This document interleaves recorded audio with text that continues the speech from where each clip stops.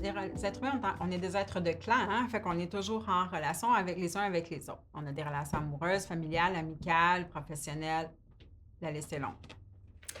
Mais une des choses, il y a plein de choses hein, qui influencent ça, nos relations, la qualité, j'ai le goût de dire, de nos relations, il y a beaucoup de choses qui vont affecter ça, favorablement ou défavorablement, mais il y a plein d'affaires qui ont un impact là-dessus. Et parmi ces choses-là, il y a notre niveau d'énergie, notre niveau d'émotion. Tu sais, on est dessus comme gonflé à bloc. On est dessus. Fait que si toi, tu rentres en relation, tu es à ton top, tu es à ton maximum.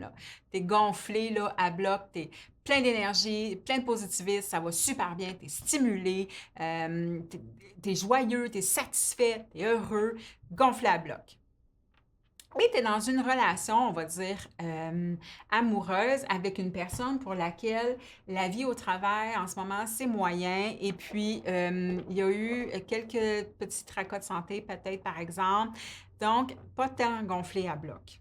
Gonflé plus à moyen tiers.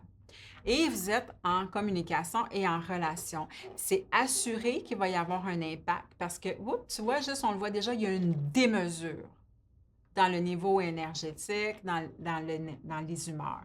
Fait que c'est certain que ça va venir changer les impacts de relation. La proportion, elle est différente. Ici, on tire vers le bas, ici, on tire vers le haut. Il y a quelque chose qui va créer un déséquilibre dans la relation. Fait il faut voir hein, comment on peut booster ça ici.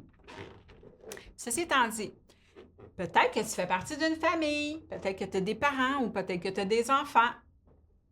Et eux aussi ont un niveau d'énergie puis d'humeur qui est différent du tien.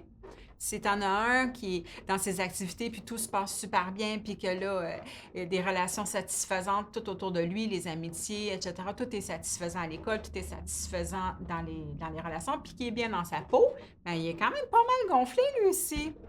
Mais que vous êtes les parents de cet enfant-là, on est dans cette dynamique relationnelle-là.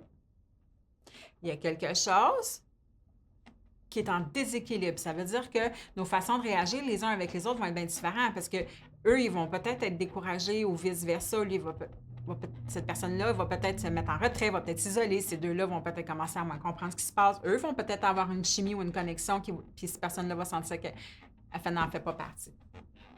Peut-être qu'il y a plus de personnes que ça dans votre famille. Peut-être qu'il y a un autre enfant ou un autre parent qui, ce parent-là, ben là, il vit des tracas au travail. Vit des tracas au niveau financier, un petit pépin de santé, s'entraîne plus, l'humeur est plus à la baisse. Alors là, on a encore une dynamique qui vient de changer, où ce qu'il va y avoir, peut-être que ces deux-là vont se comprendre un peu plus, puis ces deux-là un peu moins. Peut-être que ces deux-là vont vibrer un peu plus à la même fréquence, puis ça va venir changer comment que nos interactions vont se passer. Parce qu'assurément, ici, on essaie de tirer plus vers le haut, ici, on a le goût d'aller se coucher, là. On ne file pas trop bien. Fait ça va faire en sorte qu'il va peut-être y avoir des frustrations, il va peut-être y avoir des conflits.